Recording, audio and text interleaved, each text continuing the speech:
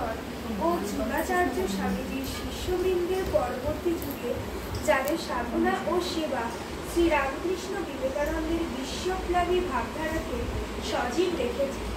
বেলুড় মঠের অষ্টম অধ্যক্ষ শ্রীমৎ স্বামী বিশুদ্ধানন্দ মহারাজ তাদের অন্যতম। স্বামী বিশুদ্ধানন্দজি মহারাজ 1883 খ্রিস্টাব্দের 13 জুন হুগলি জেলার গুড়া গ্রামে তার মাতুলালয়ে জন্মগ্রহণ করেছিলেন। পূর্বাশ্রমে তার নাম ছিল জিতেন্দ্র রায়। বাল্যকালে পিতৃমাতৃহীন হওয়ায় তিনি ধর্মপ্রাণা মাতার লোকে স্নেহযত্নে বেড়ে ওঠেন।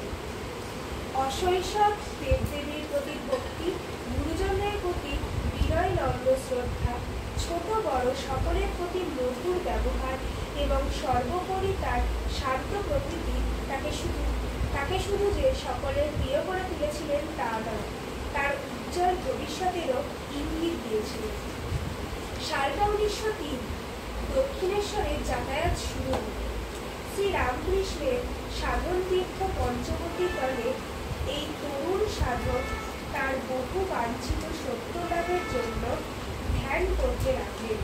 সেখানে রামকৃষ্ণের ভাইপো রামলাল চট্টোপাধ্যায়ের সঙ্গে পরিচয় হল। তার মুখে শ্রীরামকৃষ্ণের লীলা কথা শুনে তার হৃদয় উত্তেজিত হয়ে উঠল। দক্ষিণেশ্বরে দেবী প্রসাদী অন্ন কয়েক গোষ্ঠী গ্রহণ করেন। পরমানন্দে ধ্যান ভজন করে দিন কাটাতেন। শ্রী শরৎচন্দ্র চক্রবর্তীর সঙ্গে পরিচয় হওয়ার পর তার মুখে স্বামীজির অলৌকিক জীবন কাহিনী শুনে জিতেন্দ্রনাথের মন প্রাণ উদ্দীপিত হয়ে উঠেছিল। এই সময়ের একটি ঘটনা। শরৎবাবু শ্রী রামলাল চট্টোপাধ্যায়কে জিজ্ঞাসা করেন, মা কেমন আছেন? শরৎবাবুর মুখে এই মা শব্দটি শোনা মাত্র জিতেন্দ্র চমকে উঠলেন। কত জন্মের আকাঙ্ক্ষিত এক অক্ষর এই শব্দটি তার সমগ্র সত্তাকে অভিভূত করে তুলল। তিনি যেন নতুন এক জীবন লাভ করলেন। কে এই মা? কোথায় সেই মা? অবশেষে শ্রী শ্রী সারদা দেবীর ঠিকানা দিয়েছিল। শ্রী রামলাল চট্টোপাধ্যায় দিয়েছিলেন শ্রীধাম জয়রামবাটির পথের ঠিকানা। 1906 সালের ডিসেম্বর মাসে তিনি জয়রামবাটিতে মাতৃচরণে উপনীত হলেন। কেমন আছো বাবা? এতটা পথ আসতে কষ্ট হয়নি তো? সহজ সরল মাতৃকণ্ঠের এমন মধুর্য ও এত আকর্ষণ বুঝি পূর্বে কখনো অনুভূত হয়নি। এই দুইটি মাত্র কথাতেই সন্তানের দেহ মনে নতুন এক বিদ্যুৎ তরঙ্গ খেলে গেল। জন্ম জন্মান্তরের এমন মা কেন এতদিন ধরা দেননি? শ্রীমা কৃপা করে তাকে মহামন্ত্র প্রদান করে। মায়ের আশীষ মাথায় নিয়ে পরিব্রাজক রূপে ভারতের তীর্থে তীর্থে ভ্রমণ করবে এবং কখনো মঠ বা আশ্রমে বাস না করে কোনো নির্জন স্থানে জীবন পাঠ করবে। সন্তানের এই দৃঢ় প্রতিজ্ঞার পরিচয় পেয়ে জননীর হৃদয় করুণায় বিগলিত হল। শ্রী শ্রী মা স্বহস্তে তাকে সন্ন্যাসীর পরম বাঞ্ছিত গৌরব বস্ত্র প্রদান করে করুণাসিক্ত কণ্ঠে বলেছিলেন, ঠাকুর এদের সন্ন্যাস রক্ষা করে। পাহাড়ে পর্বতে বনে জঙ্গলে যেখানেই থাকুক না কেন এদের তুমি দেখো। কাশীতে মহারাজ শ্রীমৎ স্বামী শিবানন্দজির কাছ থেকে সন্ন্যাস নাম গ্রহণ করে তার নির্দেশে সন্ন্যাস জীবন গড়ে তুলবার আদেশও মা দিয়েছিলেন। মাধুকরী দীর্ঘমাত্র সম্বল করে 3 মাস পায়ে হেঁটে তারা 1907 সালে দুর্গাপুজোর আগে কাশীধামে পৌঁছাবেন এবং সেখানে শিবানন্দ প্রতিষ্ঠিত শ্রীরামকৃষ্ণ অদ্বৈত আশ্রমে 1 বছর কাল সাধন ভোজন করে কাটাবেন।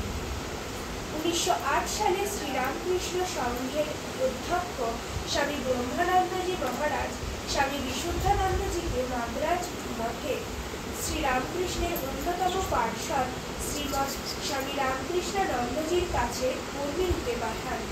তিনি ব্যাঙ্গালোর আশ্রমে 1909 থেকে 1915 সাল পর্যন্ত সেবা কার্যালি করেন। এই সময় 1911 সালে শ্রী শ্রী মা দক্ষিণ ভারতে তীর্থ দর্শন কালে ব্যাঙ্গালোরে আসলে বিশুদ্ধানন্দজি পুনরায় মাতৃসেবার সুযোগ পেয়েছিলেন। 1916 সালে কাশী থেকে স্বামী অচলানন্দজির সঙ্গে জয়রামবাটি গিয়ে আরও একবার মায়ের সান্নিধ্যে তাকিয়েছিলেন। এরপর তিনি স্বামীজির প্রতিষ্ঠিত মায়াবতী অদ্বৈত আশ্রমে কর্মীরূপে হিমালয়ে যান। 1922 সাল থেকে তিনি সমগ্র রামকৃষ্ণ মঠ ও মিশনের অন্যতম পরিচালক মনোনীত হয়েছিলেন। 1926 সালে কিছুদিন তিনি অধ্যক্ষ রূপে ভুবনেশ্বর মঠে ছিলেন। পরে তিনি 1927 থেকে 1952 সাল পর্যন্ত রাঁচির মোরাবাদী পাহাড়ের কাছে নতুন একটি আশ্রমে সাধন, ভোজন ও জনকল্যাণ সেবার কাজে নিজেকে নিয়োগ করেন।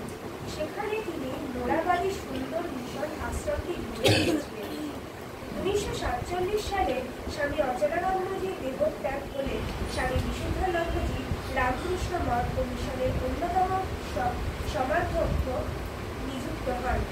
1951 সাল থেকে কয়েকবার তিনি বাংলা, বিহার, আসাম, দিল্লি, বোম্বে, মাদ্রাজ, নাগপুরে প্রভৃতি ভারতের বিভিন্ন অঞ্চলে শ্রী শ্রী ঠাকুরমা ও স্বামীজির ভাব ও বাণী প্রচারের উদ্দেশ্যে অবিরাম পরিভ্রমণ করেন। নিষ্কাম কর্ম ও উপাসনার সমন্বয়ে তার জীবন নানা অঞ্চলের অগণিত ধর্ম বিকাশের প্রাণে আনন্দ ও শান্তি দিয়েছে। পরিভ্রমণকালে প্রদত্ত তার ভাষণাবলী সম্বলিত হয়ে সৎ প্রসঙ্গ নামে পুস্তকাকারে 2 খণ্ডে প্রকাশিত হয়েছিল। স্বামী বিশুদ্ধানন্দজি প্রায় 80 বর্ষ বয়সে 6 মার্চ 1962